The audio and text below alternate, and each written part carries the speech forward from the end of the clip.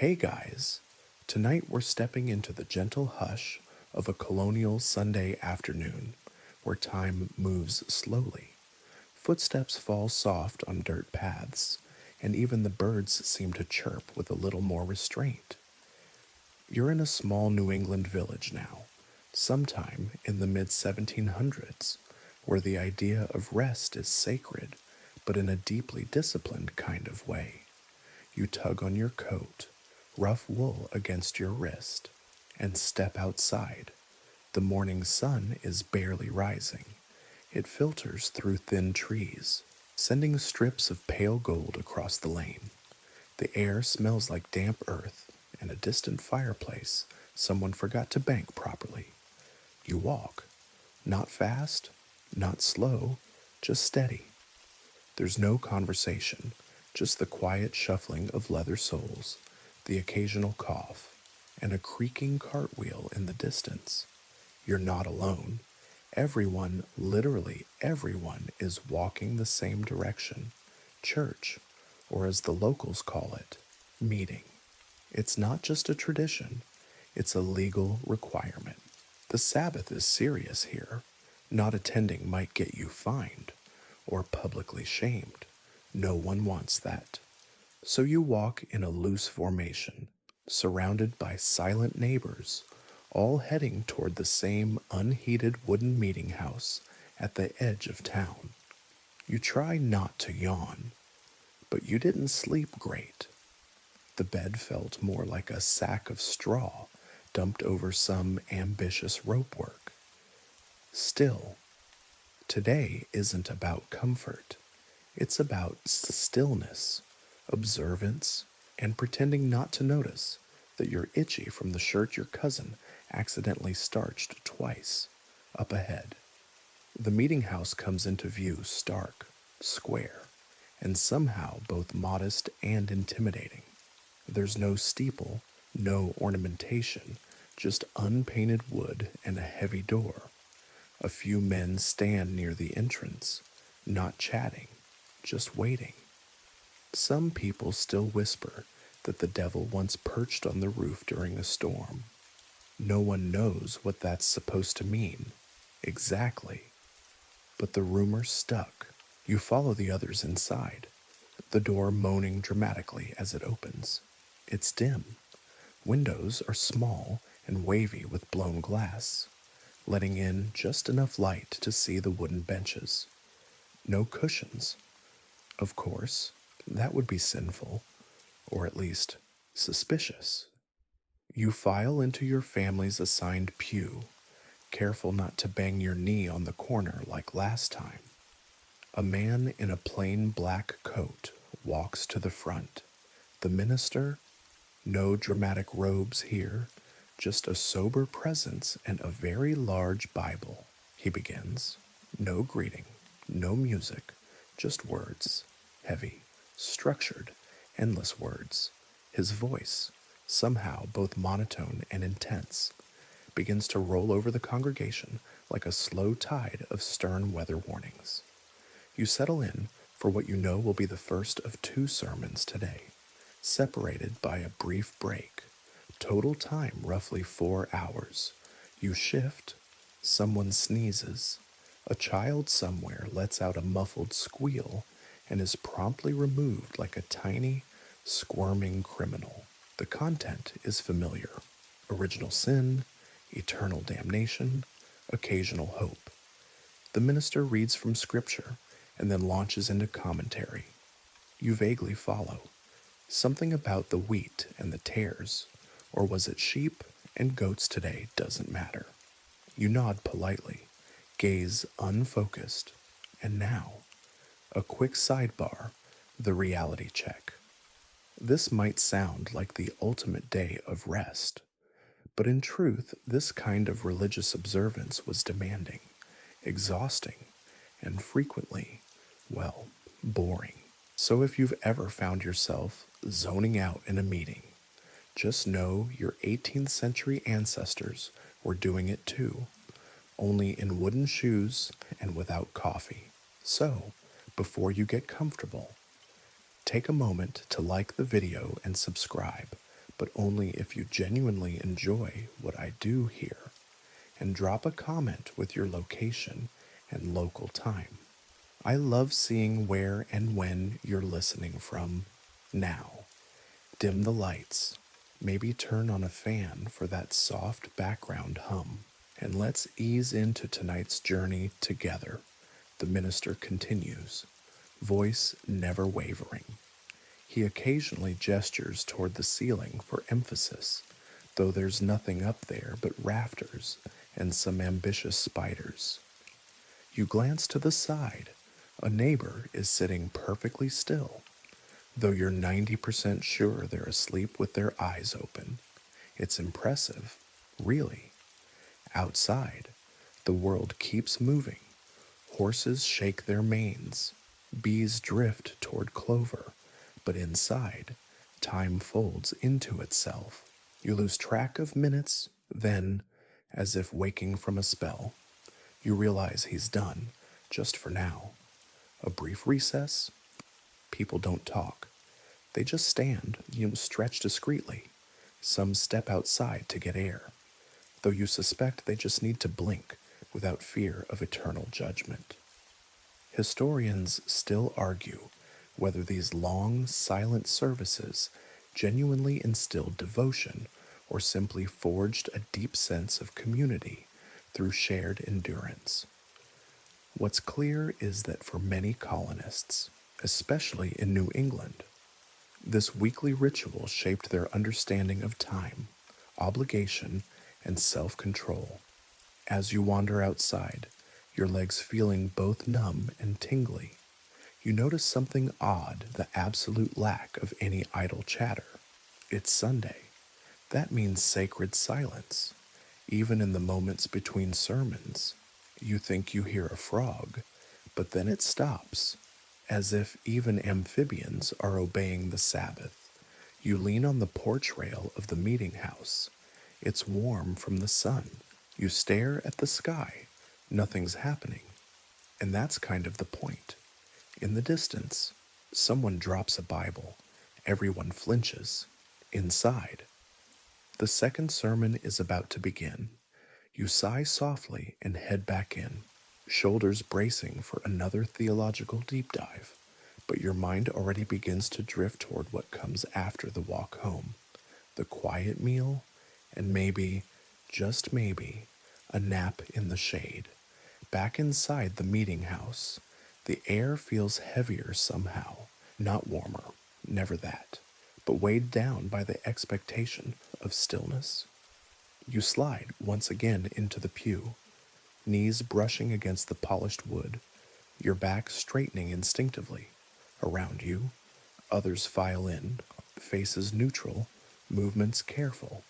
The second sermon begins, just as long as the first, and somehow a bit more theological. You breathe quietly through your nose and wonder if it's possible to sprain your sense of attention. The minister's voice returns, neither louder nor softer, just continuous. You admire his stamina, even if the words blur together like a river of doctrine. Occasionally, you catch phrases moral vigilance, covenant of grace, God's inscrutable judgment. You nod sagely, though you're mostly wondering whether someone will faint from hunger before the closing prayer. The benches. Let's take a moment for those.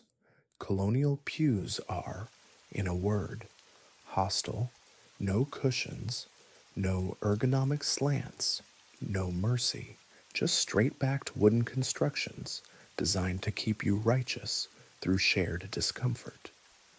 There are whispers, always whispers, that some people brought tiny, hidden pads to sit on, usually older folks or those with connections, scandalous. You shift again and hear your joints protest. It turns out, even the seating had rules. Pew assignments weren't first come, first served. They were carefully arranged according to your family's social rank, financial contributions, moral reputation, and, yes, gender. A good seat meant visibility. A bad seat could imply sin. And if you really stepped out of line in the community, you could be moved back. Nothing says public shaming quite like a new view of the church wall. You glance sideways at a young man in a fine coat 2 rows ahead. New money. His seat used to be by the door. People noticed. They always do. This system of seating had an almost architectural sense of judgment. Families were physically placed into a map of communal values, each one reinforcing the others like a human blueprint. Historians still debate whether this form of spatial ranking fostered more order or simply bred a quieter kind of resentment. You begin to daydream a bit. A soft creak of wood, dust dancing in the light. You imagine a pew made of clouds, or hay, or literally anything but oak. But no, this is the design. The structure reminds you, again and again. That comfort isn't the point. The second sermon lurches onward. A baby squeals briefly before being spirited out by a red-faced mother. The minister doesn't pause. He barely breathes. You suspect he draws air directly from divine instruction. There's something oddly soothing about his persistence, like rain on a tin roof. If the roof also occasionally warned you about damnation, someone behind you sighs deeply. You feel it in your own chest. Still, these gatherings were more than spiritual discipline. They were one of the few regular events where the entire community saw each other, even if no one spoke, even if no one made eye contact. You felt their presence. You knew who came, who didn't, who had new shoes, who still smelled faintly of tobacco, even though it was forbidden today. And then, at long last, the sermon ends. The final prayer echoes like a long exhale. You stand slowly. Your back is stiff, your legs tingling. Outside, the sun is higher, and the path home awaits. No one rushes. There's no stampede to the doors, just careful, deliberate motion, orderly, reverent, and slightly sore. You step outside and breathe deeply. The air is brighter now. The meeting house, for all its plainness, looks softer under the sun. Someone ahead of you mutters a quiet amen under their breath. You can't tell if it's religious or just relief. Now begins the part of Sunday people don't talk about much: the homecoming, the shift from public performance to private rhythm. You fall into pace beside your younger cousin, still no chatting, but he smirks at you and rolls his shoulders. You get it. Everyone gets it. It's not rebellion. It's just human. The walk back feels longer. The silence, though still present, is looser, less like a rule, more like a habit. A few birds sing. A wagon rattles in the distance. You notice a dog trotting along a fence line, tail wagging with zero regard for Puritan constraints. The path is lined with low grasses, and your shoes brush against them gently. You look down and realize you've memorized this road, the placement of stones, the fork near the leaning tree, the cluster of wildflowers someone once whispered was cursed, probably just allergies. There's a freedom in this walk, even if it's subtle. You're no longer confined to a pew or pinned beneath theological thunder. You're just walking, breathing, letting the Sunday sun warm your shoulders through your collar. Still, the weight of the morning lingers. Colonial Sundays weren't just long, they were deliberately exhausting. By the time you reached home, the physical act of devotion had left most people hungry, stiff, and maybe just a little less sinful, or at least too tired to cause much trouble. You reach your gate. It creaks. Of course it does. And beyond it, your home, modest, tidy, and smelling faintly of rye and old wood. The door is open, the fire low, and someone inside is already laying out the Sunday meal.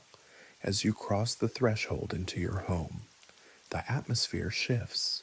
It's still quiet, still careful, but more lived in, more forgiving. The fire crackles just a bit louder here. You shrug off your coat and hang it near the door, the fabric stiff from too many washings and too few rinses.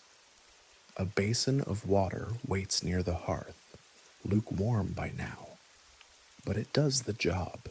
You splash your face, and the chill clears away the last of the sermon fog.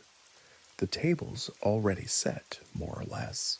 Bread, some cold meat, a dish of stewed apples, maybe a pie if yesterday was generous.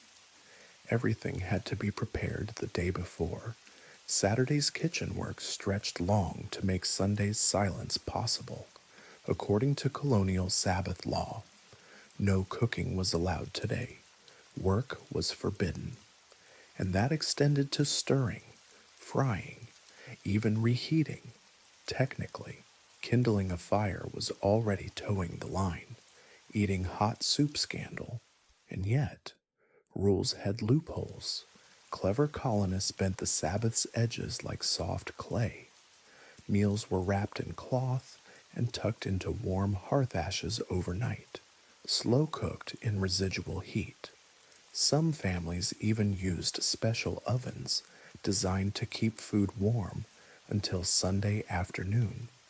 Historians still argue whether this counted as cheating or simply efficient piety. You sit at the table, no one speaks yet. Your uncle murmurs a prayer, eyes closed. It's brief, but heartfelt. Then, slowly, hands reach out for bread. The crust is tough, the apples slightly overspiced, the meat's dry from the chill, but none of it matters. What matters is that you're home, full of food and stiffness and, hopefully, a little holiness. Across from you, your aunt lifts her spoon with care, pinky raised in an involuntary echo of etiquette. She's wearing her Sunday cap, frilled just enough to suggest domestic pride, but not so decorative as to inspire judgment. Colonial clothing was its own kind of sermon, especially on Sundays. The line between modesty and vanity was razor thin, and everyone walked it with cautious stitches. You glance down at your own outfit, starched collar, clean breeches, the same slightly too short coat you've been meaning to let out. It's not uncomfortable. Well, it is, but it's more about signaling. In this world, clothes weren't just fabric, they were declarations of faith, economy, and decency. You wouldn't wear red on a Sunday, or lace, and certainly nothing French. Pale linens, sturdy wool, handmade shoes, sometimes stained with the good kind of wear. These were the uniform of righteousness. Wealth could peek through, but only if it squinted. Too much fashion was suspect. Too little was pitied, so you had to land right in the middle godly, humble, and pressed. Children had it worse. In some ways, boys wore miniature versions of adult clothing, stiff and buttoned. Girls donned aprons and caps as early as age 5. Everyone looked like tiny historical reenactors, though no one called it that. You push your plate back slightly and lean in your chair, just a little, not enough to tip, just enough to shift the weight from your lower spine, which is still sore from the pews. You hear a creak and immediately stop. Relaxation is risky in a household where the Sabbath is enforced with the zeal of Old Testament prophets. Still, the formality begins to dissolve. A cousin wipes his mouth and gives you a look. You raise an eyebrow in return. There's something unspoken but shared, an acknowledgement that Sunday decorum isn't entirely natural, especially after 5 hours of pew-based penance. Someone dares to hum, just barely, as they clear their plate. It's not a hymn, it's possibly part of a sea shanty. The moment passes without comment. The dog lies in the corner, its eyes half closed. Even animals seem subdued on Sundays. You're not sure if that's theology or just mimicry. After the plates are cleared, again, with no fire, no new work, people start to drift. Some sit on the porch, others return to their rooms. A few wander into the small garden to observe creation, which loosely translates to standing quietly and staring at a squash plant. You step outside again. The sun is softer now, slanting through the trees. The path to the meeting house, once filled with careful feet, is now empty. You sit on a low bench near the door. It creaks under your weight, but doesn't collapse. A small victory. Across the lane, you see neighbors doing the same. Quiet sitting, idle watching. Colonial America didn't have Netflix, but it did have an uncanny number of people staring at fences. No one's bored. Exactly. Boredom implies options. You look down the street and spot something amusing. The town magistrate's son, supposed to be praying, likely sneaking a bite of something sweet under a tree. He wipes his mouth and looks around. You don't say anything, but he sees you. You both nod. It's the closest thing to mischief either of you will allow today. Colonial Sundays weren't just about reverence. They were about being seen being reverent. The social aspect of holiness was thick, ever present. You behaved not just for God, but for your neighbors. And they, in turn, behaved for you, of course. There were the exceptions, the rule breakers, the too loud laughers, the unfortunate souls who played fiddle on a Sunday afternoon and were publicly called out during next week's sermon. But for the most part, everyone floated along the same narrow channel, bumping gently into custom and caution. You close your eyes and let the breeze touch your face. It's not exciting, it's not lively, but it's pleasant, safe, structured. That was the goal. In the distance, you hear a cow mooing. It sounds judgmental, but then again, everything does today. Still on the bench outside your home, you adjust your collar with 2 fingers, tugging it slightly away from your neck. It itches. Most things in colonial America itch. To be honest, your clothes, your conscience, and sometimes your soul. But you've worn your best today, and that matters more than comfort, especially on the Sabbath. You glance down at your shoes, freshly brushed, leather slightly cracked.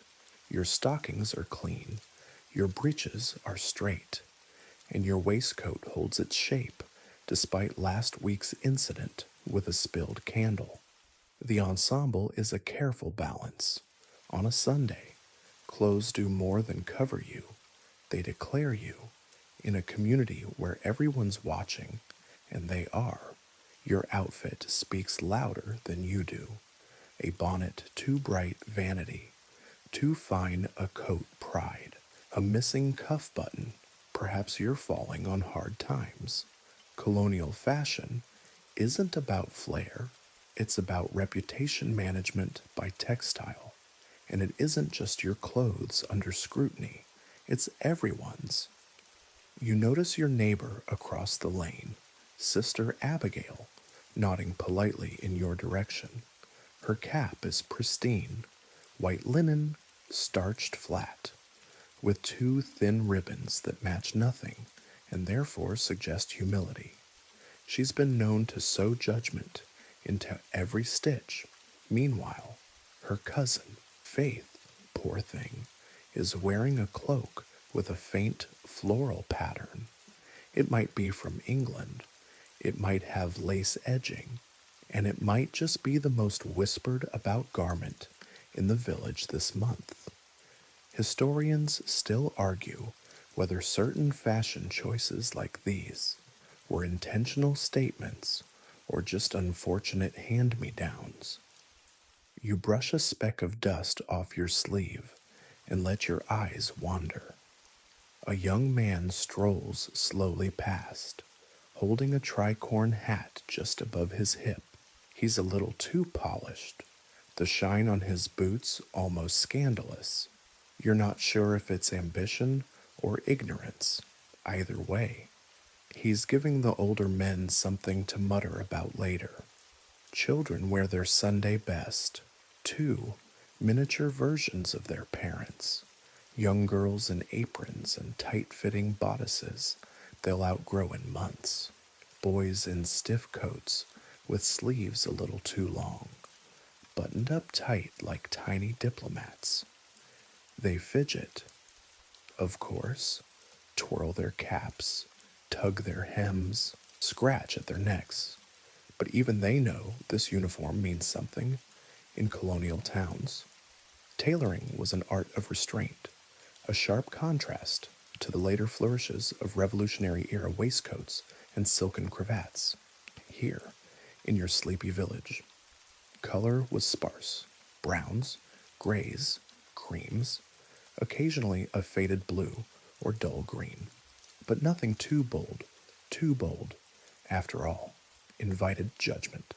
And judgment was the town's favorite sport. Even materials sent signals. Wool marked you as practical, linen modest, imported cotton you might as well shout. I read novels, velvet a whisper of sin, of course. Velvet rarely made it this far inland, but the stories did, always the stories.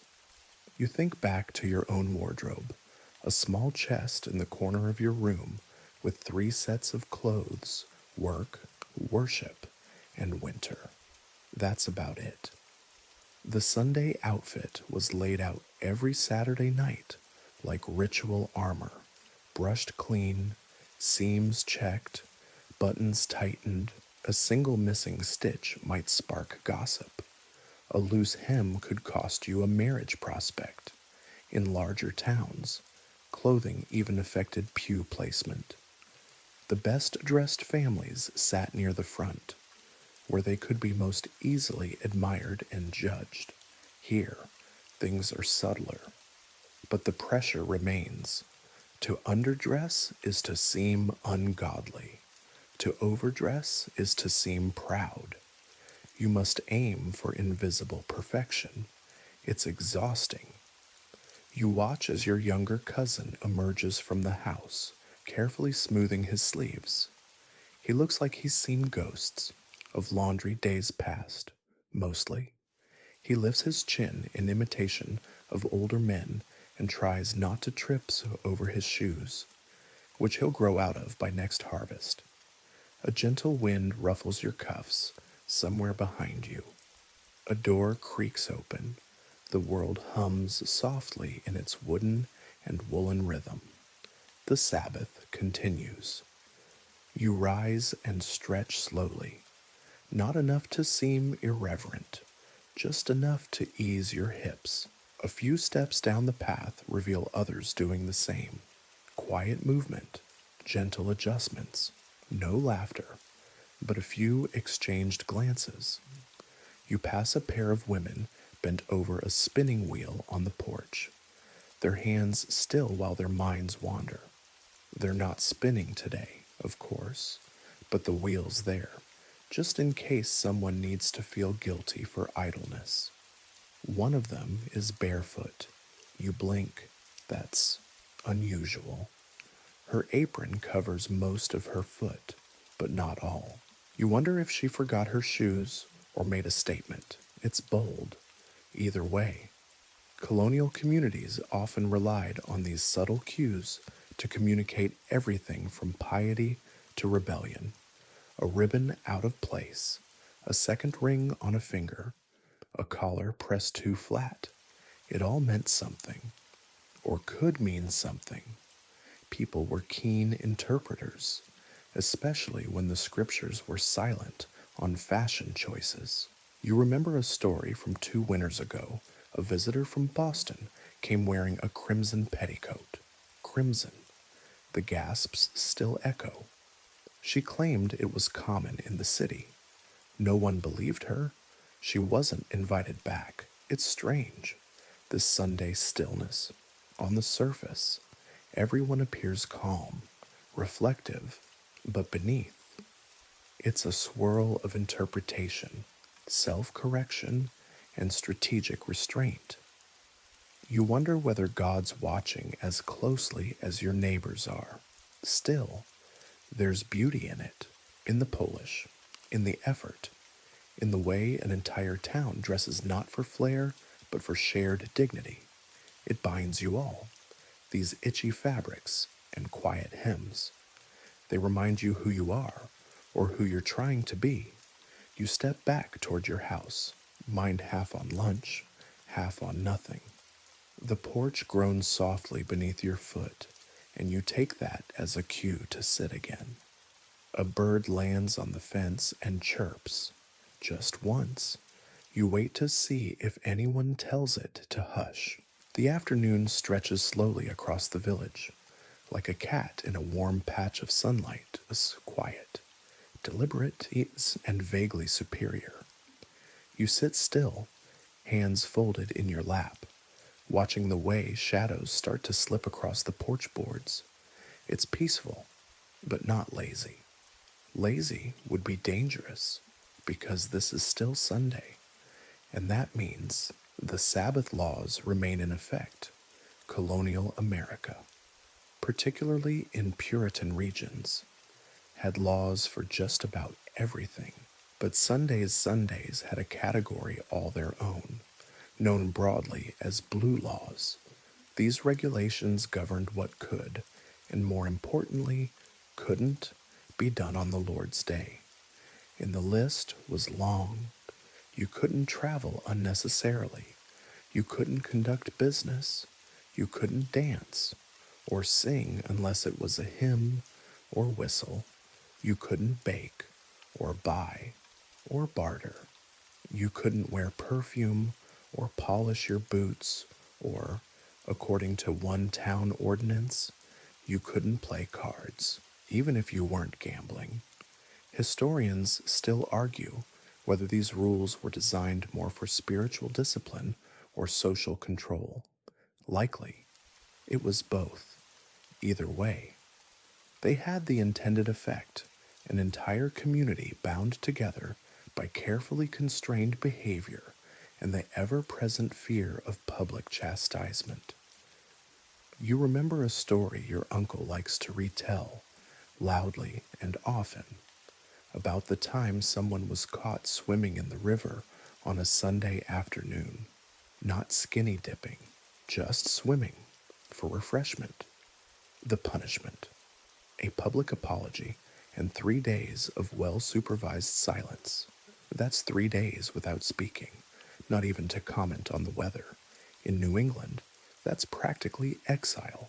Across the road, you spot a boy, barely 10, balancing on one foot and hopping between fence posts. It might be exercise, but it looks suspiciously like play. His mother appears at the door. No words are exchanged, but the boy hops down immediately, hands behind his back, now examining a leaf like it contains the Westminster Confession. The line between spiritual observance and recreational sin was razor thin. Some towns posted constables at the meeting house door to record who attended services. Others took it further. In Salem, for instance, Church absence could land you in stocks, and not just for a few hours. Stocks on a Monday morning were a slow kind of sermon in themselves. There's a reason many colonists referred to the Sabbath as the longest day of the week. But not everyone enforced these laws equally. Southern colonies, particularly Anglican regions like Virginia, had a looser interpretation of Sabbath restrictions. Is it there? Sunday might include visiting neighbors, playing music, even hunting, provided it wasn't too rowdy. A man might sip cider on his porch and read aloud from the Spectator without fear of community rebuke. Unless, of course, he did it in Massachusetts. Then he'd likely be cited for indulgent leisure. You shift in your seat and glance toward the town green. It's mostly empty, save for one old man seated beneath a tree. He's whittling, technically a violation, but no one ever stops him. He's been at it for years, every Sunday afternoon, shaping the same block of wood with such slow precision that it still hasn't become anything. There's something comforting in his rebellion. Quiet, repetitive, meaningless, but somehow soothing. You wonder what he tells himself. Maybe it's not work if you never finish. Inside your house, someone is rearranging the bread on a platter, carefully, gently, trying not to seem fussy. Rearranging is not cooking. Warming by the fire is not reheating. Fanning yourself with a bonnet is not labor. It's all a dance of intention. You don't mean to break the rules. You're just surviving them. You remember the strange case of the woman who was fined for sweeping her front steps, not because she was tidying, but because she did it with visible energy. That was the crime, the visibility of effort.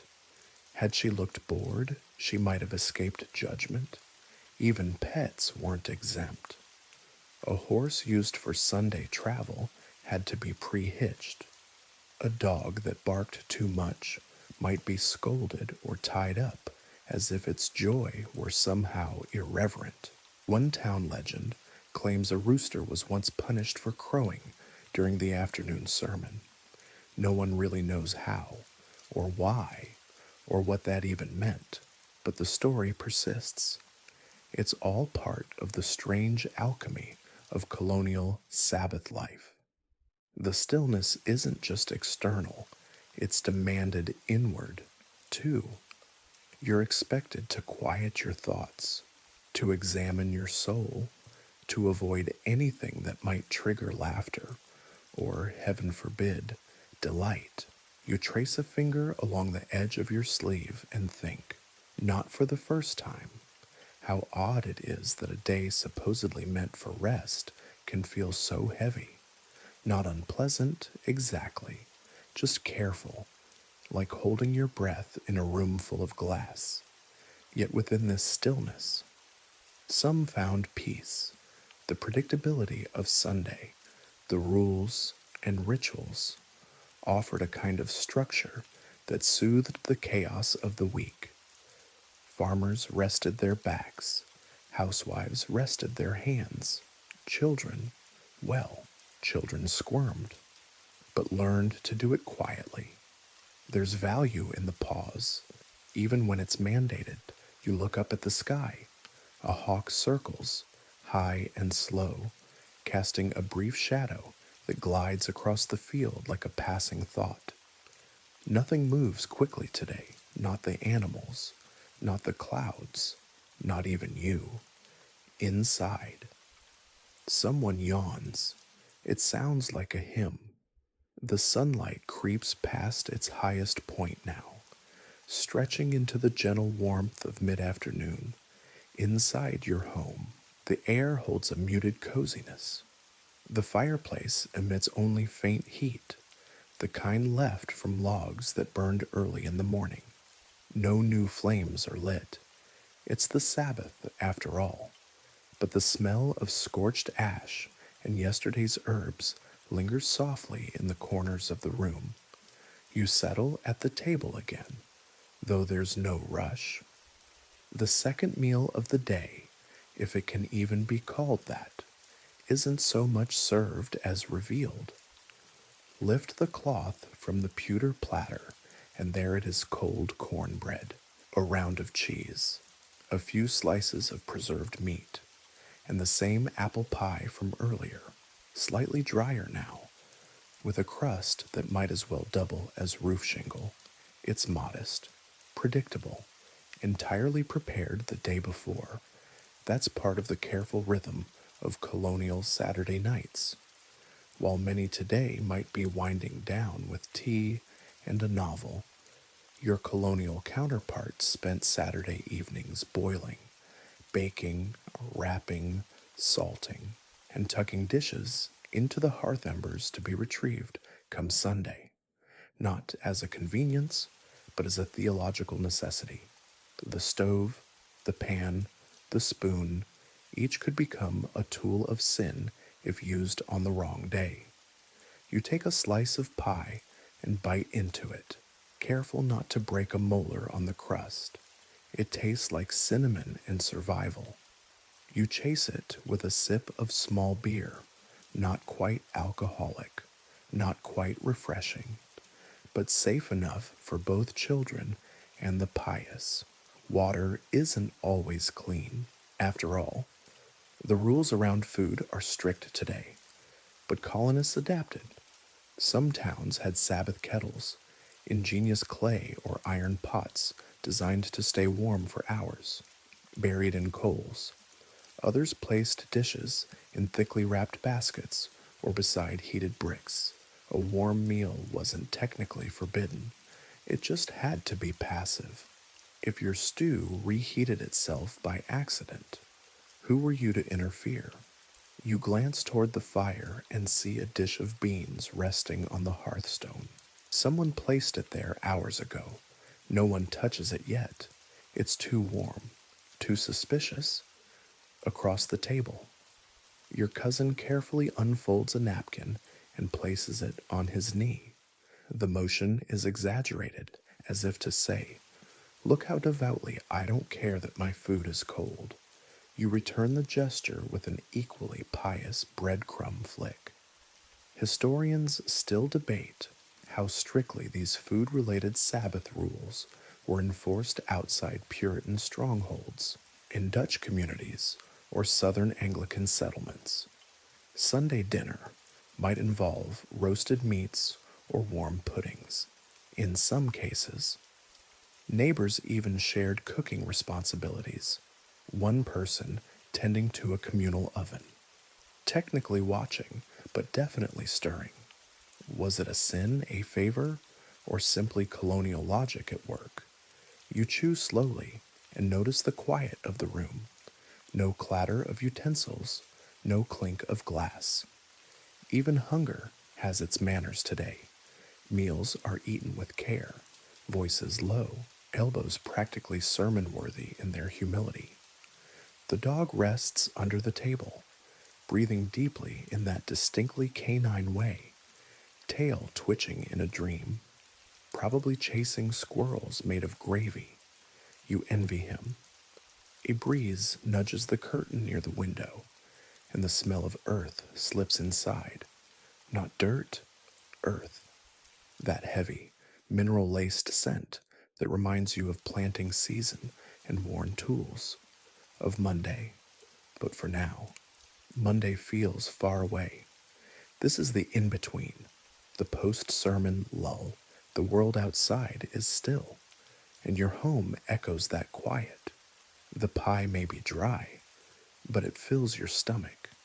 And the bread, though yesterday's, carries that comforting chew of predictability. You remember a story told in whispers about a woman who was seen plucking a chicken late on a Sunday afternoon. Just plucking, not cooking, not even seasoning, but the feathers were flying.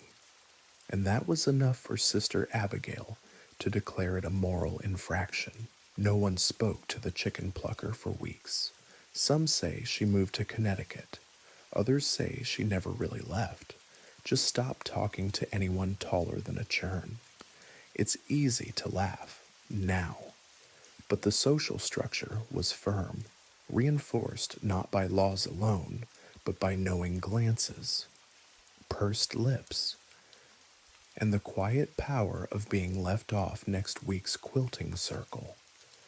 You push your plate away and lean back slightly, hands folded on your stomach, not full, but filled. That seems to be the goal of every colonial meal, spiritual and otherwise, outside. You hear a faint rustling, probably a squirrel, though for a moment. It almost sounds like laughter, that sharp, risky kind. You glance at the window, but see no one, just the breeze playing tricks.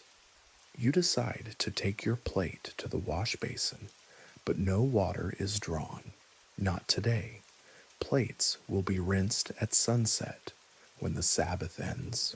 For now, they rest neatly stacked, waiting, like everyone else, for permission to resume the rhythms of work and want. You return to the porch, the same bench, the same slanted light. It feels different now, warmer, maybe. The smell of cooling pie drifts into the air like a soft sigh. You close your eyes for a moment. The food sits comfortably in your stomach, anchoring you in this moment of enforced peace. Some might chafe at the rules, the stiff clothing, the dry meals, the constant supervision. But there's something calming about the sameness. A Sunday isn't about delight. It's about pause. You've stepped out of time, even if just for a day. And in a world filled with uncertainty of weather, crops, illness, and letters that never arrive, maybe this enforced pause is the only real control you have. You yawn, hand to mouth, head tilted back. No one scolds you for it. Even God, surely, must allow for a post-pie yawn. The late afternoon sun stretches its arms across rooftops now, casting long, sleepy shadows that lean over fences and doorways. You settle more deeply into the porch bench, spine sinking with the kind of relief that only comes after too much sitting in church and just enough food to blur the line between piety and digestion from this spot. You watch your village at its slowest. A few neighbors wander the lane, not in a purposeful way, just slow pacing, heads slightly tilted as if observing the theological significance of grass growth. There's no conversation, no laughter, just the occasional nod, the slight lift of a hand. It's what passes for recreation on the Sabbath, and even that word, recreation, feels a little dangerous. You'd like to whistle, a tune, something you half remember from a harvest dance last year, but you don't. Whistling on the Sabbath isn't quite forbidden, but it's frowned upon. And in this place, frowning is more potent than any written law. You lean your head back and close your eyes briefly. The wind brushes your hair. Somewhere behind you, someone turns a page, loudly, probably on purpose. That's today's idea of wild behavior, reading too quickly. Colonial leisure, when it happened at all, was meant to be gentle, reflective, and most of all, guilt-free. On Sundays, that meant quiet walking, soft reading, maybe reciting scripture or pondering sermons aloud, but without too much gusto. Anything that made you smile too broadly ran the risk of being classified as joy, and joy was dangerously close to delight, and that was, well, suspicious. Historians still argue whether this suspicion of pleasure helped reinforce moral discipline or merely taught generations to feel vaguely guilty for enjoying a well-cooked potato. You stretch your legs and notice a pair of neighbors sitting near the green. They're embroidering. Technically not work, at least not if the stitches are decorative and not for sale. There's an accepted gray area here, where the line between devotion and distraction gets deliciously blurry. Others just sit, like you, some knit, some rock gently in chairs. One man is reading aloud from a worn book, though it's impossible to tell whether it's theology or livestock advice. Either way, he keeps his tone soft and his eyebrows neutral. Children drift through this stillness like small, curious shadows. One girl carries a doll made of corn husks. She moves it slowly, letting the arms sway like a modestly spirited marionette. A boy rolls an apple down a board, catching it before it drops. Technically not play, just an experiment. Colonial children weren't exactly forbidden from having fun on Sundays. But the fun had to be structured, quiet, deny everything if asked. You remember once seeing a child kicked out of a prayer circle for smiling too much. His parents were told he had jovial tendencies. That's a real diagnosis in some places. Still might be. One man down the road is doing something very suspicious, whittling a flute, not playing it, whittling it. The difference is important. He keeps his knife slow and his eyes down. No one's stopped him yet, though you notice Sister Abigail glancing in his direction every 30 seconds. The way a cat stares at a bird she's not yet scolding. The town seems to collectively hold its breath each Sunday. The stillness isn't just personal, it's shared. If one person breaks the unspoken rules, it causes ripples. The wrong laugh, the wrong comment. Even reading the wrong book might set tongues wagging. It's not the law you fear. It's being whispered about at the next quilting circle. You squint toward the woods at the edge of the village and spot two teenage boys with fishing poles slung over their shoulders. Bold, very bold. Whether they're actually fishing or just walking near a pond is a matter of plausible deniability. You admire their nerve. You also make a mental note not to walk that direction in case someone thinks you're a part of it. This is the strange dance of Colonial Sundays. It's not about what you do, but how you do it. You can walk if you walk slowly. You can talk if you don't gesture. You can read if the book isn't too exciting. A man once got a stern warning for reading Gulliver's Travels on a Sunday. He claimed it was political satire. The deacon claimed it was horses behaving unnaturally. The matter was dropped, but the man was watched closely for months.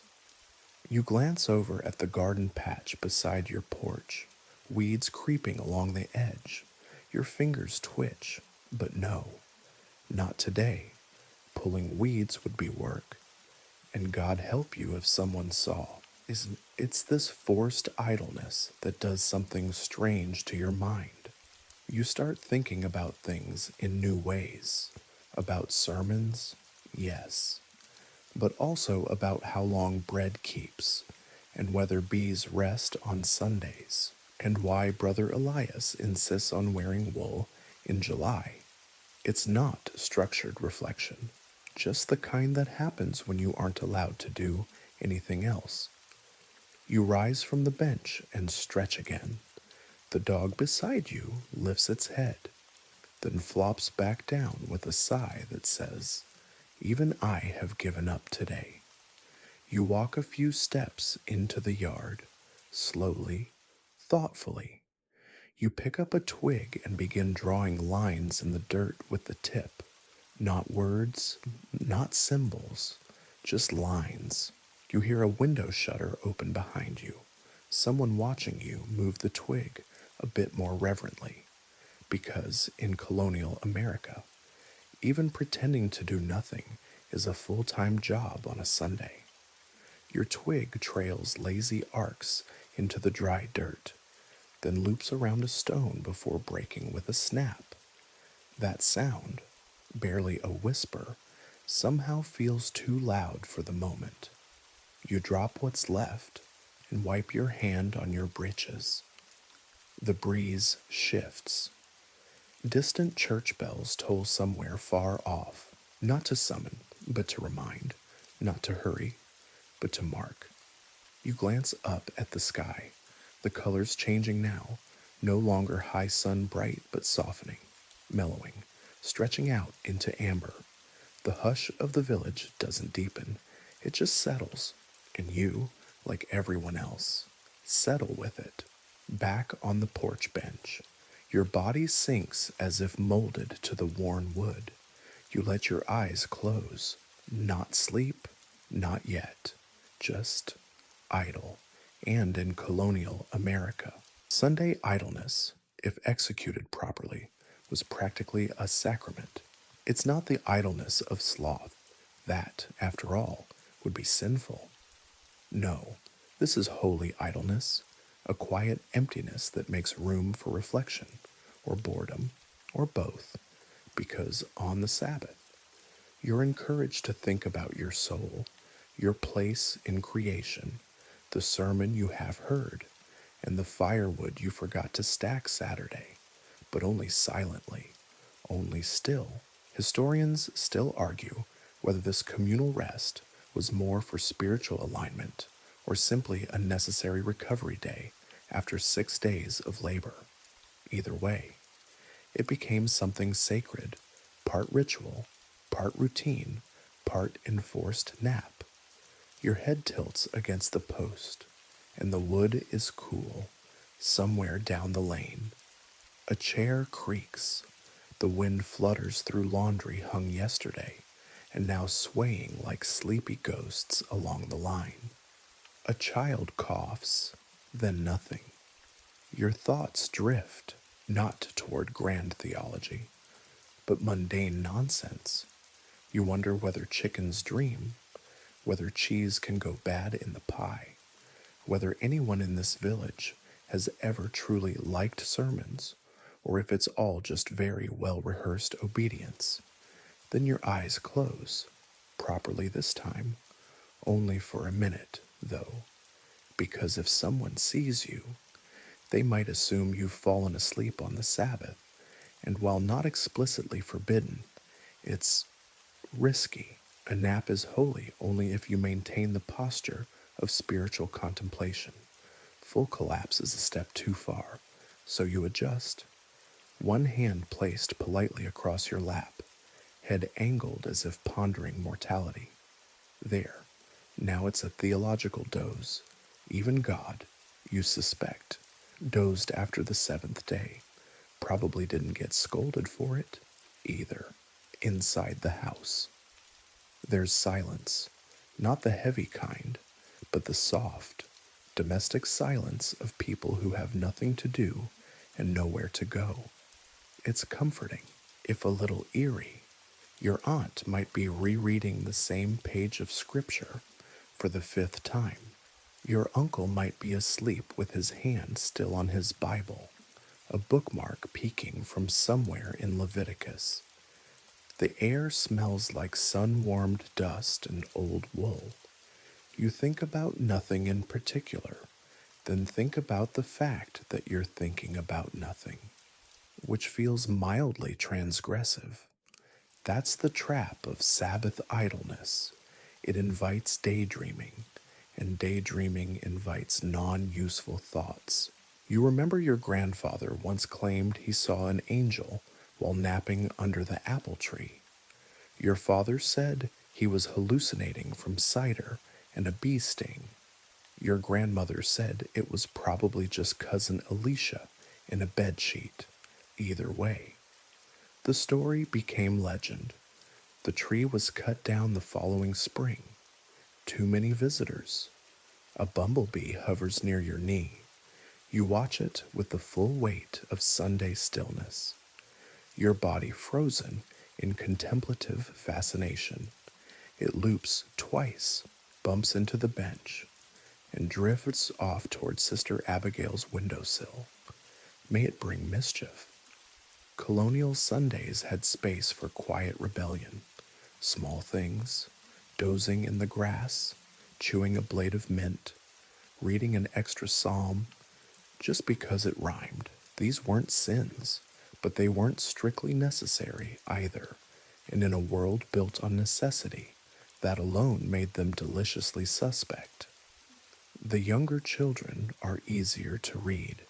You hear them behind your house now, their voices low and sneaky, a soft giggle, then silence, then another giggle, stifled and sharper. You know that tone.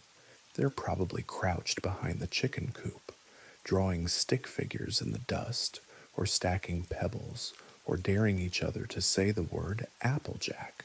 Scandalous stuff. You're not going to stop them. Technically, someone should. But you remember what it felt like, being 8 years old, trying to sit still through 4 hours of talk about sin, and then being told to continue sitting still until sunset. You once whispered the word turnip during a Sunday dinner just to feel alive. And besides, children's mischief is half the entertainment on a day when everything else is illegal. You rise slowly, walking to the edge of the porch. The road is still empty. A wagon creaks in the distance, slow moving. No destination, probably just a ride. No buying, no selling, just circling the perimeter of divine approval. The dog has not moved for 20 minutes. You envy him deeply. Your cousin appears beside you, holding a cracked mug of cider. It's cold. He doesn't offer you any, just sips and nods at the same patch of road you're already looking at. Nothing's there, but you nod too. You both stand like that for a while, two silhouettes against the porch rail, absolutely achieving nothing, which is today, a kind of sacred excellence behind the house. The chicken coop sits quiet, but you know better. A cluster of children is tucked just out of view, the sound of muffled giggles giving them away. You don't move to stop them, you just listen. The faint thunk-thunk of a stone hopping across a makeshift path, a whispered shh followed by a breathless laugh. They're playing, cautiously, nervously, with one eye on the door and the other on each other, because play on the Sabbath is, at best, a theological gray area, and at worst, an express ticket to being called out from the pulpit next week. Colonial children had to walk a narrow line. They were expected to embody reverence, sit still through hours of sermons, recite scripture on command, and refrain from skipping, humming, fidgeting, or doing literally anything that hinted at enjoyment. At least not in public. But children are children, and when they've been bottled up since sunrise, wearing stiff stockings and being told not to smile too brightly, the mischief leaks out in small, determined ways. You step softly around the side of the house and spot them, 3 of them crouched low, peering into the dirt as if the meaning of Genesis had been carved there by worms. They've arranged pebbles into a crude circle. Inside the circle, a beetle. Outside the circle, fingers twitching with the barely contained desire to poke it. Are you worshipping that bug, you whisper? They freeze. One girl gasps. Another starts to explain something involving a science experiment. The boy in the middle opens his mouth to confess, then pauses, sees your face, and realizes you're smiling. Just slightly. He smiles back, tiny, complicit, and fleeting. You say nothing more and walk away. Let the beetle have its moment. Colonial adults knew this dance well. Children couldn't truly be expected to suppress all joy, but they were expected to be careful about it, modest in their amusement, quiet in their rebellion. A game played out of sight might be tolerated. A game played within earshot of Sister Abigail dangerous. You remember your own childhood Sunday schemes, creating complex rules for games that technically didn't involve running, or laughter, or fun, at least not in ways that could be proven fun. Once, you invented a method of silently catching and releasing moths and called it sermon reflection. Historians still debate whether these layers of regulation helped raise morally upright citizens or just trained generations to become world class hypocrites before puberty. Back on the porch, your cousin joins you again, now with a folded bit of paper, a drawing, a crude one, probably a horse, or a man with an unusually rectangular head. He pretends not to show it. You pretend not to look. The transaction is complete, even in piety. The children contribute their own kind of economy. Secrets, smirks, small, unnoticed offerings to the gods of boredom and imagination. Down the lane, you spot a group of boys tossing a pine cone back and forth, not a ball. That would be a violation. But a pine cone, natural, God made, vaguely itchy, is acceptable, mostly.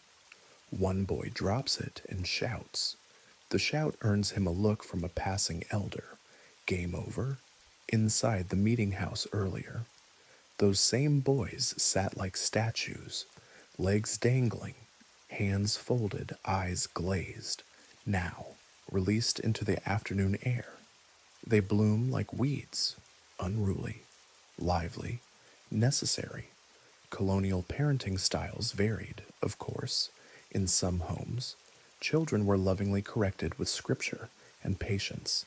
In others, Sabbath misbehavior could result in an evening of stern silence or, if the offense was particularly jolly, a light swat and a week's worth of extra chores. You pass a window and catch a glimpse of your aunt wiping her brow. She's just finished quietly scolding the youngest for humming during lunch. The child has retreated behind the staircase with a cloth doll and is now sulking as piously as possible. You respect the effort. You sit again, this time on the steps, back warm from the porch boards. A tiny hand tugs at your sleeve. One of the children, the one who was drawing earlier. I made a hymn. He whispers, "Oh, you say," solemnly. He sings 2 lines. Tuneless and sweet God made the cow, and the cow said moo, so I say thanks, and I sit still too. You nod as though you've heard Handel himself. Powerful. He beams and disappears around the corner. The truth is, even on a day wrapped in stillness, children find ways to pulse with life. They turn fences into balance beams, scriptures into tongue twisters. They invent games where no one moves, but everyone wins. Some twirl their curls absent-mindedly during prayers, while others count the buttons on the minister's coat. One girl was known for sketching faces into the margins of her psalter, each more elaborate than the last. She now lives in Rhode Island. You assume she's happy.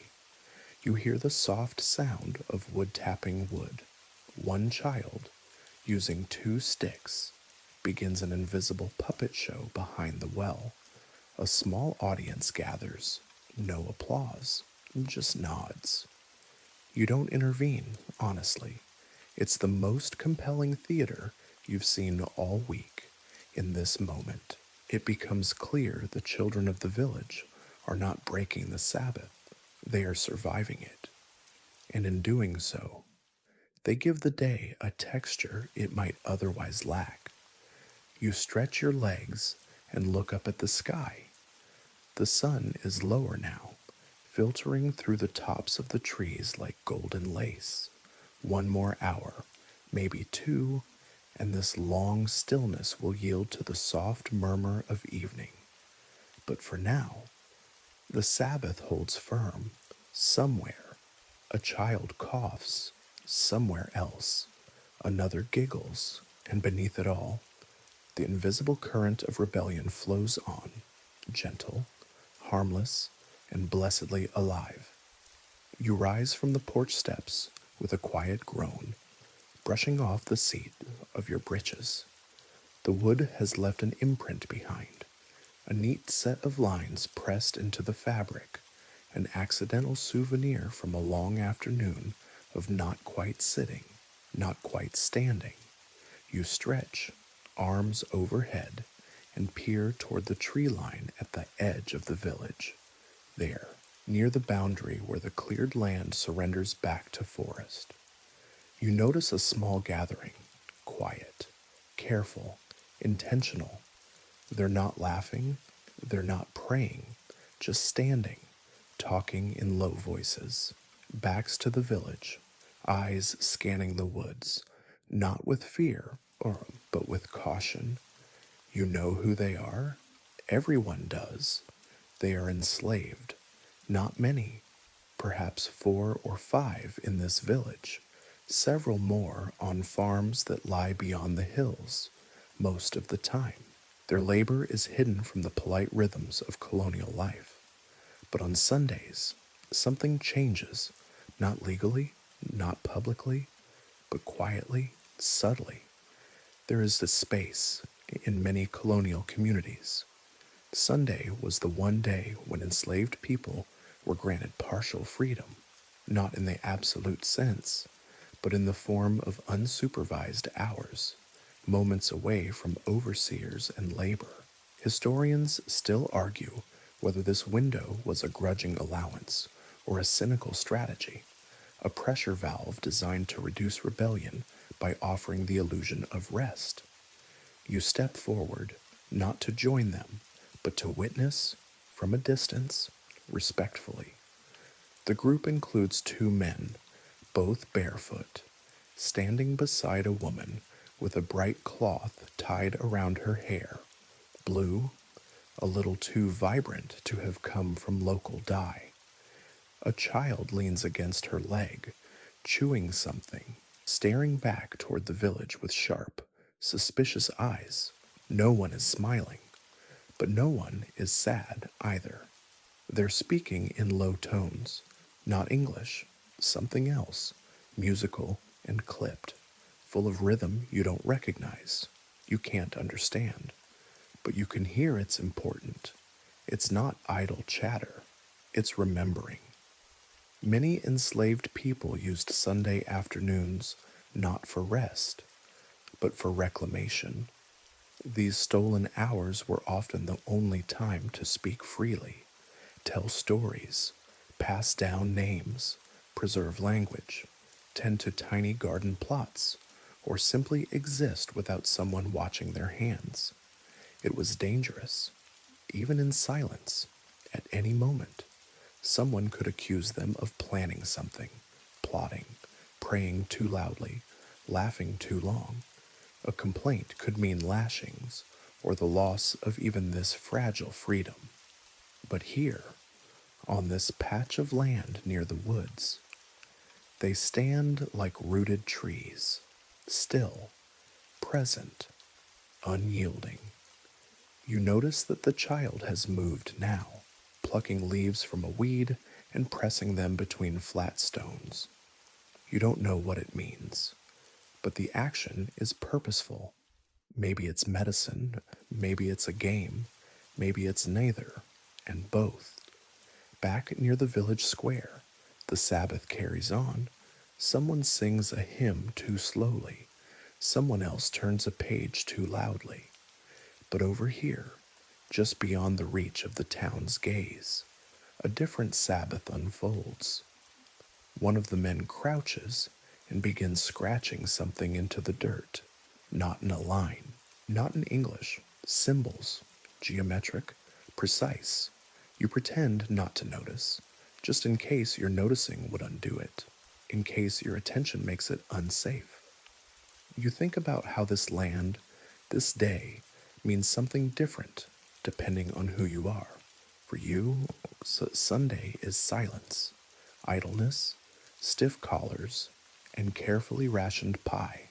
For them, it is a slender thread of sovereignty, a day when the body might rest, yes, but more importantly, when the self might speak, if only in whispers. You step back slowly, returning to the main path, and wonder whether anyone else has even noticed them. They're not hidden, just politely unseen. That's how this works.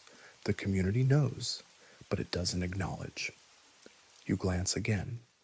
The woman is now sitting, legs folded beneath her, rocking the child gently in her lap.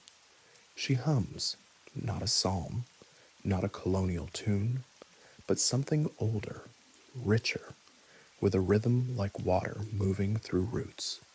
It's beautiful. You feel a flush of guilt for watching, for walking away, for having the option to do either. Evening light softens everything. What was golden now tilts toward rose, then lavender. You return to the village center, where a few families are sitting out on stoops, faces tipped toward the wind, sipping small beer or cider, speaking softly, sometimes not at all. Your cousin joins you again, looking vaguely confused. Did you see anyone by the woods, he asks. No, you say, not because you're protecting a secret, just because not everything needs to be passed along. Across the lane, Sister Abigail fusses with her apron. She's likely preparing for her twilight inspection of Sabbath compliance. Her eyes scan rooftops like a general assessing her troops. You sit straighter, instinctively, then roll your shoulders. Let her see you relaxed, but not too relaxed. You think about the woman's song again. It lingers in your ears, not in notes, but in feeling. The warmth of it, the defiance of it, the way it did not ask permission to exist. And you realize while you spent your Sunday afternoon trying not to break the rules, they spent theirs remembering how to remain whole inside them. The wind has picked up slightly now, not strong, just enough to stir the trees and send a faint creaking through the hanging signposts. You step down from the porch again, this time with purpose. The stillness of the day has reached a threshold, and with the sun lowering behind the trees, the unspoken rules of the Sabbath we begin to loosen, except not entirely, but just enough. You follow the path toward your neighbor's house, feet moving slowly over packed earth. You're not alone in this ritual around the village. Others are doing the same. Small groups, pairs, individuals wandering toward stoops and porches in search of company. Not conversation, necessarily, just proximity. The quiet choreography of late Sunday visiting. You arrive at the small cottage of Widow Bennett, a woman whose stern bun and reputation for rhubarb preserves conceal a surprisingly sharp wit.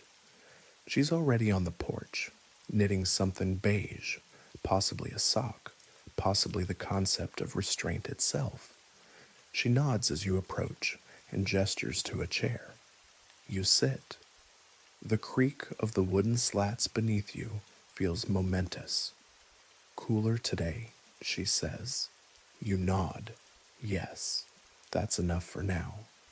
Visiting neighbors on Sunday afternoons was not only common, it was almost required. After a long morning of sermons and a longer afternoon of enforced stillness, People sought out these quiet social exchanges, like moths to candlelight, not for gossip, not for laughter, just for presence, to be seen, to bear witness to each other's restraint and decency. In truth, it's the most social part of the day, and it operates under its own delicate etiquette. You may speak, but softly. You may comment, but only on approved subjects: the weather, livestock health, sermon content, fence maintenance. You may sip, if offered something, but you do not chew. You do not lean back too far, and you certainly do not bring up last week's barn raising incident unless someone else does first. Across the porch, Widow Bennet resumes her knitting. The yarn makes a gentle scritch scritch as it moves through her fingers. You notice her pattern is slightly off, but you say nothing. The Sabbath is no time for correction, unless it's theological. Two more neighbors arrive, Brother Lemuel and his niece. They sit without fanfare. The chairs are already placed, as though everyone anticipated this exact scene. The niece carries a book, but doesn't open it. Lemuel holds a tin mug with what smells faintly like cider, spiced but cool. It's a gentle rebellion. Conversation begins in fits and starts. Someone mentions the minister's second sermon. Someone else mentions a fox spotted near the mill. The fox story sparks a memory in Widow Bennet about a time her late husband swore a fox had spoken Latin. The story is met with precisely calibrated amusement, a smile, but no sound. Historians still argue whether these Sunday visits served more as emotional ventilation or communal accountability. Likely both. You couldn't confess exhaustion in the pew, but you could sigh on a neighbor's porch and say, "The bench today was worse than usual." That was allowed, even welcomed, from where you sit. You can see 3 other porches occupied by similar gatherings. No music, no clinking glasses, just slow-moving words passed back and forth like folded letters. You sip the cider Widow Bennet offers, and it's surprisingly strong. She raises an eyebrow at you, daring you to say something. You raise your mug slightly and murmur, "Spicy." She nods once. That's the extent of the agreement. Children pass in the distance, moving in slow motion now. The earlier mischief has faded. They've returned to solemn pace and blank expressions. One carries a goose feather like a walking stick. Another wears a bonnet slightly askew, but no one corrects her. It's the end of the Sabbath. Let the bonnet live freely, if only for another hour. Brother Lemuel clears his throat and poses a question. Do you think the sermon was too harsh on salt? It's a legitimate question. This morning's message did veer into metaphoric territory. Salt as covenant, salt as purity, salt as endurance. The minister may have implied that excessive salting of meat suggested a weakened faith. That's an interpretation. You reply carefully, "I think he meant preserving the word." "Ah," Lemuel says, as if he agrees. But you suspect he's still annoyed about his ham. This is the strange beauty of Sunday visiting. Beneath the quiet civility lies a subtle dance of ideas, references, side glances. It's a safe place to air objections too delicate for louder venues, to express weariness in coded phrases, to confess, gently, that sometimes the pews do feel harder than the sins they're meant to prevent. The light fades slowly, turning the wood of the porch silver. Widow Bennet finishes her row of stitches and holds it up to the light. "Crooked," she says, righteous but crooked. You smile, and this time you let it reach your eyes. Someone sneezes down the lane, another porch creaks, a door closes, and the world, so recently constrained into stillness, begins to expand again. You stand, thank your host, and step off the porch. The earth beneath your shoes feels familiar again, less ceremonial, more forgiving. You nod to Lemuel, tip your hat to the niece, and turn toward home. Across the field, another neighbor waves, not extravagantly, just enough. And just like that, the village resumes its breath. The road home is quiet, but less so than earlier. There's a warmth in the air now, not just from the sun, but from the subtle loosening of collective tension. The afternoon has given way to early evening, and even the trees seem more relaxed. You walk slowly, the dirt path soft beneath your shoes, carrying the comfortable weight of nothing in particular on your mind. You pass a gate and hear two voices low in conversation. Brother Amos and old Mr. Cardwell. They're leaning against a split rail fence that's more splinters than structure, watching a pair of oxen chew with the kind of focus usually reserved for prayer. You nod as you approach. Evening, Brother Amos says. Fine one, you reply. Mr. Cardwell squints at the sky. Maybe rain come Thursday, he mutters. This is how evening conversation begins, not with topics, but with weather. The subject of weather is, in colonial circles, considered an entirely safe and spiritually neutral topic. It's also one of the most passionately discussed. It affects crops, travel, marriages, fevers, and sermon attendance. In this village, someone once spent an entire visit arguing that fog was a sign of divine tolerance. The matter remains unresolved. You lean against the post and join the speculation. Sky looks too clear for rain. You offer. Brother Amos shakes his head. Nah. The cricket started early. Means moisture's coming. Historians still argue whether colonial weather folklore reflected observational science or was simply a convenient excuse to keep conversations going without stepping into dangerous territory. Likely, it was both. What mattered wasn't the forecast, it was the fellowship. As the three of you fall into a pattern of quiet remarks and long pauses, the subject shifts, gently, unspokenly, to other forms of local news.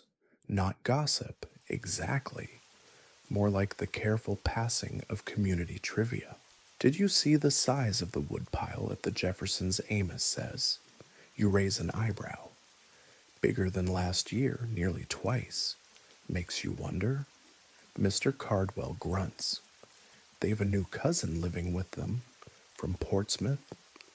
The implication hangs. Portsmouth is known for newer ideas, silk cravats, and one regrettable incident involving imported oranges. Enough said. You contribute your own tidbit. Heard the deacon's mare is limping again. This earns a round of soft nods. It's not malicious, just information, like weather, like tree growth, like watching a bee disappear into a knothole and wondering how long it's been nesting there.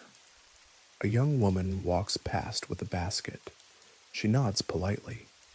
Brother Amos, always the gentleman, touches the brim of his hat. Supper delivery, he explains, for that widow downriver with the shaking hands. You all nod. The basket is well wrapped, and the cloth is blue, an unnecessary detail, but worth noting. Some say blue cloth is protective. Others say it's just easier to dye. Either way, it looks nice in the fading light. This sort of observation passes for excitement, and in truth, it is. There's something deeply satisfying in the gentle unfolding of village life. Nothing urgent, nothing world changing, just people noticing people, and then noticing the noticing. You think about yesterday's events, the delivery of flour, the new fence post by the mill, the baby that wouldn't stop hiccuping during the sermon. You catalog them all, not because they're remarkable, but because they aren't. That's the point. In a world where change is slow and danger comes in the form of spoiled turnips or a cracked axle, the rhythm of tiny things offers its own kind of security. There's a sudden sneeze from behind the fence, a goat, possibly startled by a passing beetle. Bless it, Mr. Cardwell says without irony. Then comes a pause, the kind of pause that tells you the conversation has reached its natural resting point. No one says goodbye. You simply nod and keep walking. A few houses down, you spot three women seated on a long bench, shawls around their shoulders, heads leaning close. The middle one laughs. Too loudly, perhaps, but no one scolds her. The sun is low enough now to forgive a small slip of joy. You slow your pace, hoping to overhear. The words are about someone's fence and someone else's son, and something about a suspiciously large shipment of salt pork. You smile.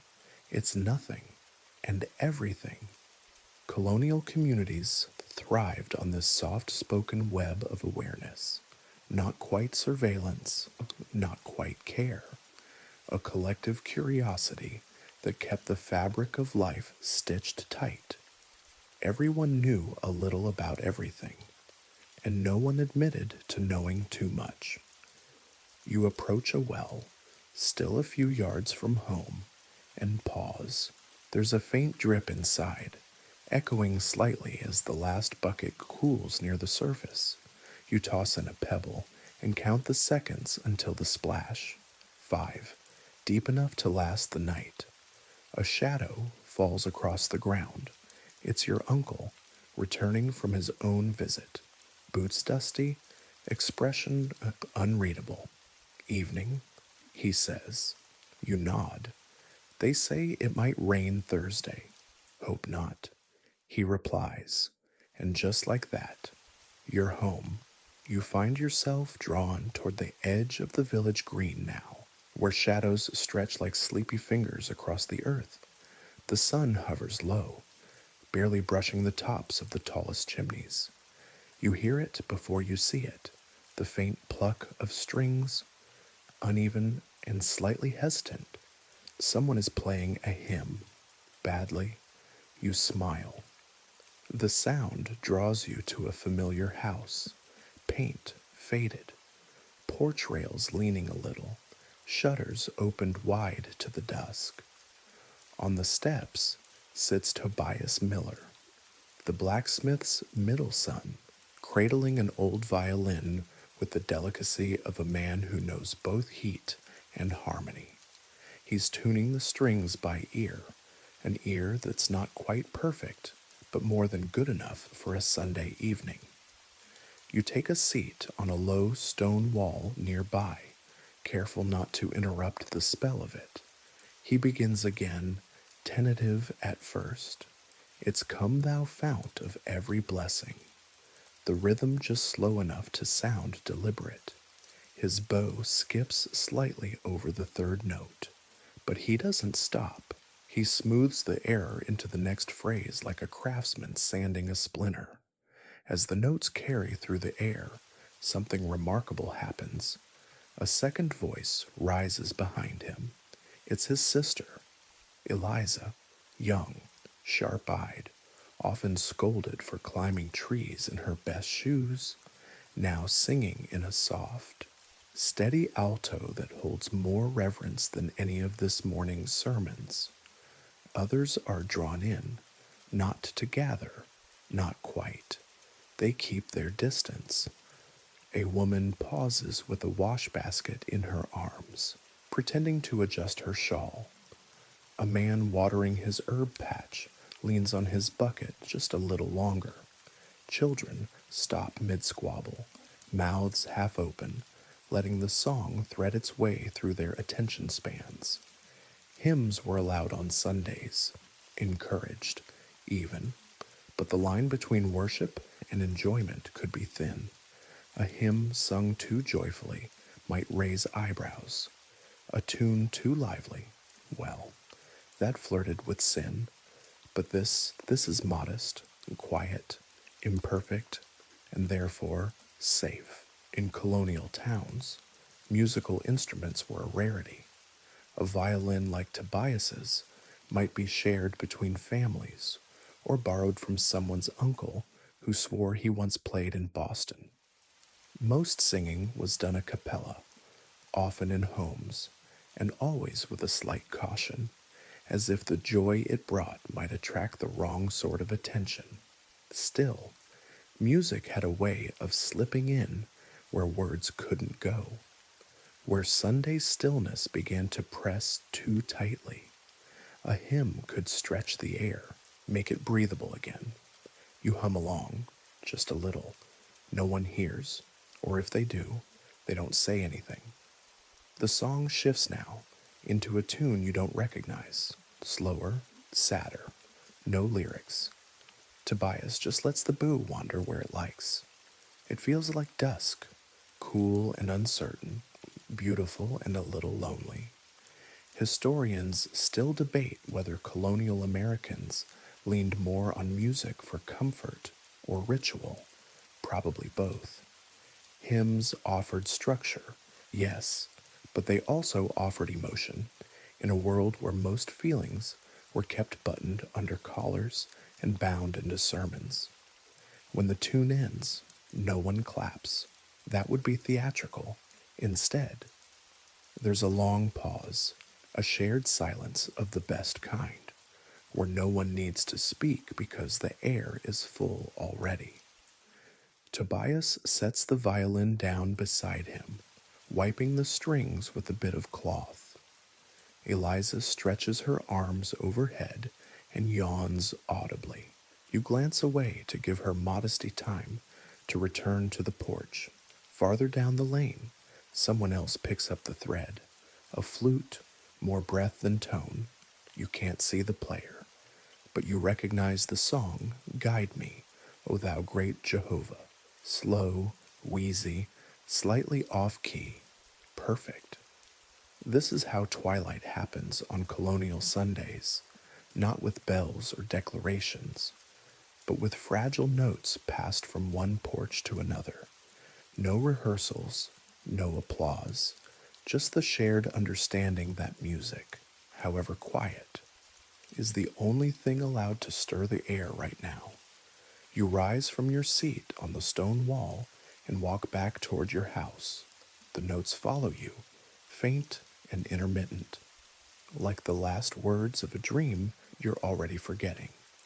A fiddle echoes down a hill. A voice rises from behind a barn. Someone plucks a dulcimer with 3 working strings and 2 hopeful ones. Even the insects seem to buzz in rhythm. You pause by the garden fence, hands on the worn wood, watching fireflies blink in pairs across the grass. They rise lazily into the air like glowing punctuation marks, each one a flickering sentence that no one will ever read. Inside your home, you hear the rustle of movement, plates being stacked, boots being removed, beds being readied. The last pulse of the day begins to wind down. You close your eyes and let the music mix with the creak of porch steps, the hiss of cooling hearthstones, the scent of dust and thyme and far-off wood smoke. And somewhere, in the breath between chords, you realize even here, in this world of rules and restraint, beauty has always found a way in, quietly, softly, through the back door, humming a hymn. Lanterns begin to flicker now, dim pools of amber light scattered along porches and windowsills, like stars that decided to settle on Earth for the night. You step through your front door as the last warmth of the sun fades behind the trees, and the cool hush of evening takes its place. The house smells like beeswax, linen, and the faint memory of bread. The hearth embers glow low, casting quiet shadows that stretch across the floorboards and climb the corners like sleepy vines. Someone has lit a single taper candle, placed at the center of the table. Its flame is small, steady, and enough. You move quietly, not because anyone is asleep yet, but because the tone of the house has changed. Everything has softened. The chairs seem gentler. The floor creaks more slowly. Even the cat, curled in a perfect spiral under the sideboard, opens one eye, yawns, and immediately regrets the effort. You help carry in the evening lanterns. Not many, just enough to keep toes from being stubbed and elbows from colliding with banisters. The glow is yellow, and it bends with every movement, flickering in a rhythm that calms more than it reveals. Candlelight changes things. It smooths the wrinkles in your uncle's forehead. It makes your aunt's needlework look finished even when it isn't. It turns dust into shimmer and forgetfulness into charm. Outside, others are doing the same. You glance through the window and see shapes moving down the lane, lanterns in hand, lighting the walk home with halos of flickering light. They bob gently like fireflies tethered to tired arms. In colonial towns, nighttime travel was rare and slow. The roads were unlit, rutted, and filled with the kinds of sounds that suggested large things with small patience. But Sunday evenings made an exception, just this once, so families could make their way home from long visits or a final porch hymn. You open the door briefly to feel the air. It's cooler now, damp around the edges. You watch a family walk past, mother, father, two children, all in a row. The father carries the lantern. The children hold hands. They speak to one another in words too quiet to catch, which somehow makes the moment feel even more real. You remember, as a child, swinging a lantern too hard and snuffing it out in the middle of a cow path. You stood in the dark, the world enormous and unkind, until someone behind you reached forward with their light and relit yours. It felt like magic, or mercy, or both. Back inside, your cousin begins snuffing the secondary tapers, not all at once, one by one, slowly, reverently. The long-handled snuffer pinches the flame, and a thin trail of smoke rises, curling like incense. It's a ritual, almost a game. If he can snuff each one without making the smoke twist sideways, he wins. What he wins has never been clarified, but it's likely pride. Only one candle remains now, and you're content to let it burn a little longer. It throws just enough light to make the table gleam, to highlight the curves of the pitcher, to cast your shadow into the same shape your father's shadow made years ago. Outside, the village is nearly quiet. A few doors creak. One latch clicks, a final cough, then silence. This moment, this specific quiet, is not the same as the one from earlier in the day. That silence was structured, weary, heavy with expectation. This one is organic, released. It's the exhale after a long breath you didn't know you were holding.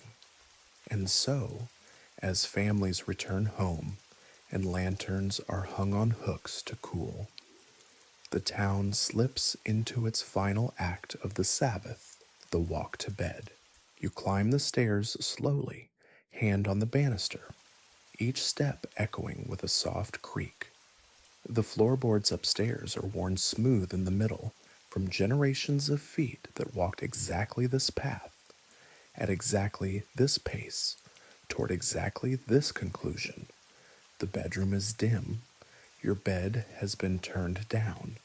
The linens are cool, crisp, and faintly lavender scented from last month's harvest. You sit on the edge, remove your shoes, then your coat. You lay them carefully on the chest, not thrown, not draped, placed. It matters. Someone down the hall sneezes. You murmur, "God bless," to no one in particular. You lean toward the window, lifting the latch to let in a bit of the night air. It smells like pine, loam, and something you can't quite name, possibly the ghost of boiled turnips, still haunting the walls from Friday below. You see the last few lanterns being extinguished. The road is now a stretch of shadow. Only the moon keeps watch, low and pale, like a coin tossed gently onto a velvet blanket. The candle on your nightstand flickers, as if aware of its own mortality. You reach over, cover it with a glass, and in one breath, the room goes dark. Your body eases into bed with the grateful slowness of someone who's earned every ache. The straw-stuffed mattress sighs beneath your weight, creaking just enough to remind you it was flipped last week. The linen sheets are cool against your legs, crisp but soft, with that faint stiffness that only comes from air drying and starch. Above you, the beams of the ceiling stretch into shadows.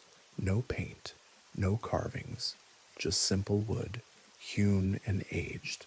In the dark, they feel protective, like quiet ribs holding up the sky. You lie still, listening. There's a whisper of wind outside the window, not the kind that warns or whines, just the gentlest breeze, curling through the shutters and stirring the curtain like a breath. Somewhere far off, a barn owl calls once. A rustle in the eaves suggests a mouse deciding against adventure, and beneath all of that, the sound of the house at rest, faint movements, fabric shifting, the creak of old timber settling into its nighttime shape. You pull the quilt up to your chest. It's heavy in the best way, weighted with wool and familiarity. A patch near your left knee is worn thin, the fabric soft as a whisper. You trace it with your fingertips, a motion you've done hundreds of times without ever realizing.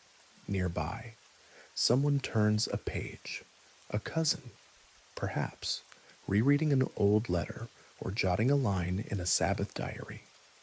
The scratch of a quill on rough paper is the last true sound of the day. Journaling was common in colonial households, especially on Sundays. Thoughts too personal for prayer, too scattered for conversation, were gathered here in loops of ink, in misspellings and ink blots, in careful, whispered lines written by candlelight, a record of a soul trying to understand itself before Monday returned. You once read one of your great-grandfather's entries. It said only, "Today I did nothing, and it was exactly as I should tonight." You think you understand what he meant. Historians still argue whether the enforced stillness of the colonial Sabbath deepened people's faith or merely taught them patience through constraint.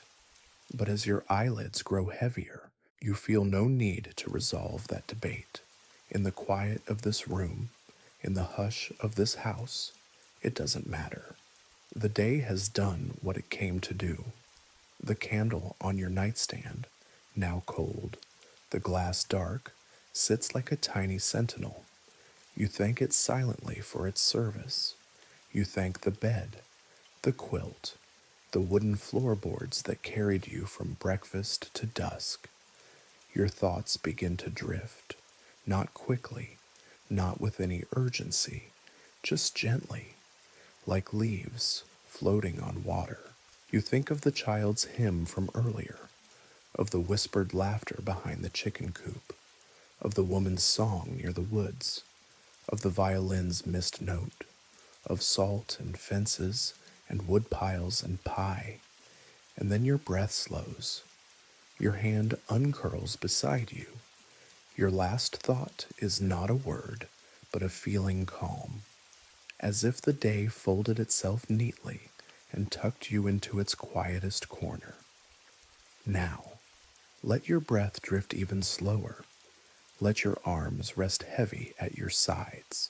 The room around you softens into stillness, every creak of wood and whisper of wind becoming part of the lullaby. Outside, the lanterns are long extinguished.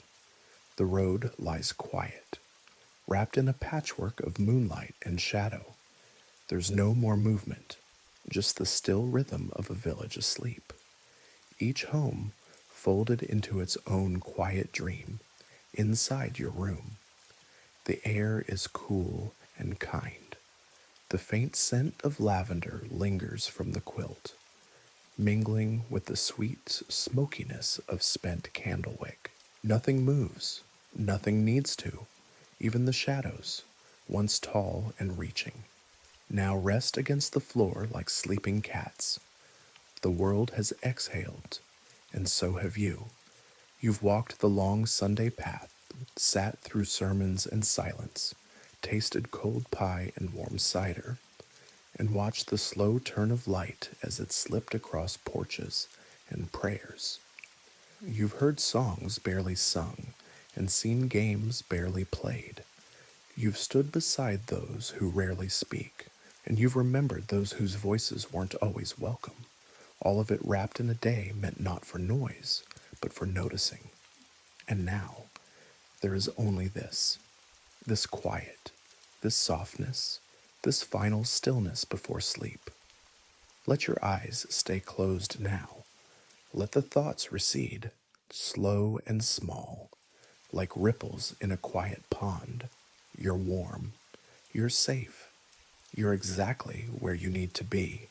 No more sermons, no more shoes, no more rules, only rest, only sleep, only dreams.